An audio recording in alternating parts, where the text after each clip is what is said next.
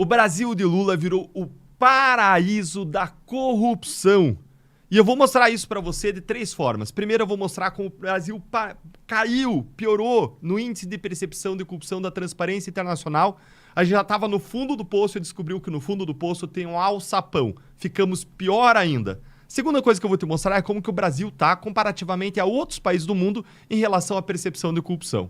E a terceira coisa que eu vou te falar são as razões ocultas que fazem com que a gente piore nos índices de corrupção e que tem tudo a ver com esse governo que está aí. Vamos começar então. O que aconteceu? Por que hoje várias matérias estão mostrando que o Brasil está piorando em relação à corrupção? Porque a Transparência Internacional, ela divulgou o Índice de Percepção de Corrupção, que é uma pesquisa mundial que ela faz com 180 países do globo para avaliar qual é a percepção das pessoas de diferentes estratos da sociedade em relação à corrupção nos seus países. E o que ela descobriu foi que do ano passado, 2024, que já estava muito ruim para esse ano, nós conseguimos piorar 3 posições. Nós estávamos na posição 104, pioramos para a posição 107. Ainda, a Transparência Internacional atribui uma nota de 0 a 100. Quanto maior a nota, melhor a gente está, mais honesto a gente é.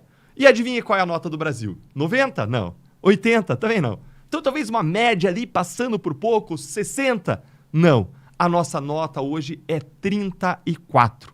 É uma nota próxima àquela de países não democráticos, em que ditadores abusam do seu povo e extraem riqueza.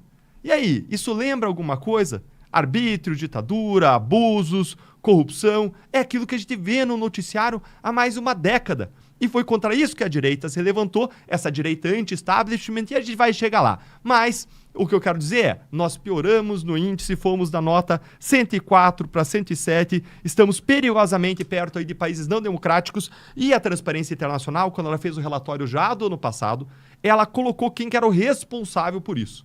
E adivinha quem é o responsável?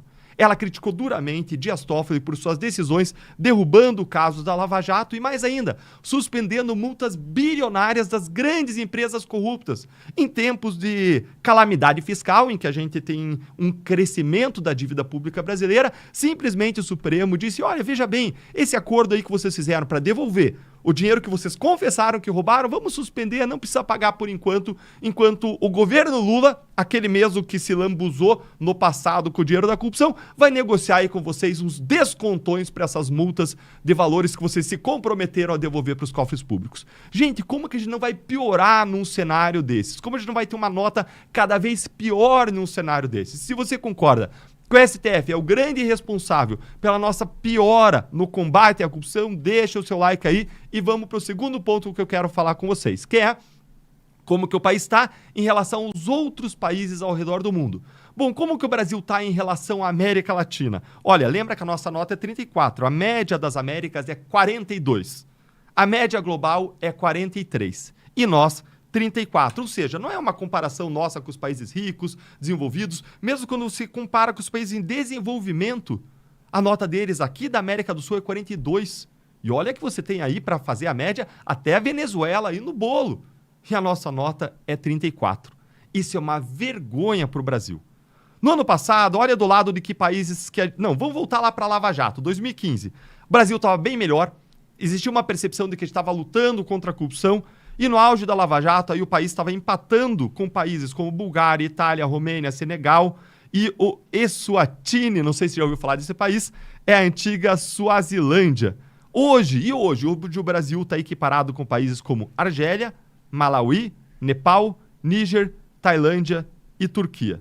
Essa é a nossa realidade quando a gente olha para o cenário global. Tá bom, Deltan, mas quais são as causas ocultas? O que está acontecendo? Bom, eu já dei uma dica para vocês, mas eu quero colocar aqui 2 fatores fundamentais que determinam, condicionam, impactam a corrupção nos diferentes países.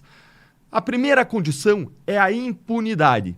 Quem decide ou não praticar um crime, analisa quais são os benefícios, o dinheiro que a pessoa vai encher o seu bolso com aquele dinheiro e analisa os riscos, a probabilidade da punição e o montante da punição. Então, se não for uma pessoa com uma ética muito clara, muito forte, com convicções muito fortes, a pessoa vai avaliar ali riscos e benefícios, só que no Brasil não tem risco. Quando você cai a probabilidade de punição a zero, não existe risco para a pessoa. E é isso que o STF está fazendo. Ele está mandando uma mensagem muito forte, dizendo que nós, STF, garantimos a impunidade dos grandes corruptos no Brasil. É isso que ele está fazendo ao destruir a Lava Jato, mas não é só a Lava Jato. É o que foi feito pela cúpula do Judiciário ao longo das últimas décadas. Como dizia o Carlos Fernando na operação, as elites lá se acertam lá em Brasília.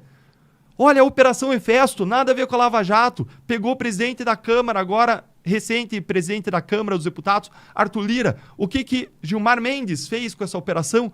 Engavetou com uma decisão obscura, colocou sigilo sobre ela, alegando que se teria violado o foro privilegiado quando não se violou. Quando as autoridades identificaram indicativos de que existia envolvimento dele, mandaram para o Supremo, justamente por isso que estava nas mãos do ministro Gilmar Mendes. Então nós temos um STF que garante a impunidade dos grandes corruptos no Brasil. Mas o problema não é só esse. Vamos para a segunda parte do problema. Vários estudiosos de ética comportamental falam que as pessoas no seu comportamento ético ou não ético são influenciadas pelos pares e são influenciados bastante pelos líderes e por outras pressões organizacionais, ambiente cultural, tempo. Mas eu quero focar especialmente aqui no comportamento dos líderes que pautam o comportamento social. Quem são nossos líderes? Lula! Preso por corrupção, condenado, livrado pelo STF. Olha o mau exemplo que isso dá para o país. É a cultura do malandro. Se você fizer a malandragem, você vai se dar bem. Olha mais para os nossos líderes. Moraes, o cara que faz tudo de errado e sai impune. Olha a cultura de certo e errado. O cara pode fazer errado e ele se dá bem porque ele é poderoso. O que importa é você ter poder. Olha quem são os presidentes do Congresso. Vai para o terceiro poder. Lira, que estava na Operação Hefesto, Alcolumbre, investigado no STF, que assumiu agora a posição de presidente do Senado. Ou ainda você vai olhar para o Gumota, que tem uma investigação sobre emendas parlamentares dele, não necessariamente sobre ele.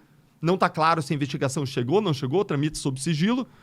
Mas tem uma investigação sobre emendas parlamentares que ele mandou para a cidade de Patos, do seu pai, na Paraíba. Milhões enviados. E com uma investigação, operação de setembro do ano passado da Polícia Federal. Então, quando você olha para os nossos líderes, você entende o ambiente brasileiro. E não é que eles são frutos nossos, não. Pesquisas mostram que na base o brasileiro é muito mais honesto do que a média da América Latina. O problema é que a gente tem uma subcultura, um conjunto de pessoas na classe política que olha para os seus líderes e fala, nossa, quem faz se dá bem. Existe uma proteção para quem faz e tem poder, e essas pessoas vão escalando. E elas vão dando tom lá em cima. E isso impacta de cima para baixo o Brasil, dando mau exemplo e gerando um ambiente mais favorável à corrupção. A tudo isso se soma, é claro, o silêncio de Lula, que foi criticado pela Transparência Internacional em relação a pautas anticorrupção. São pautas que não avançam, prisão em segunda instância, fim do foro privilegiado, restauração da lei de improbidade administrativa e tudo mais, além da gente ver uma institucionalização da corrupção por meio desse orçamento secreto que, aliás, Lula prometeu acabar. Mais uma promessa descumprida.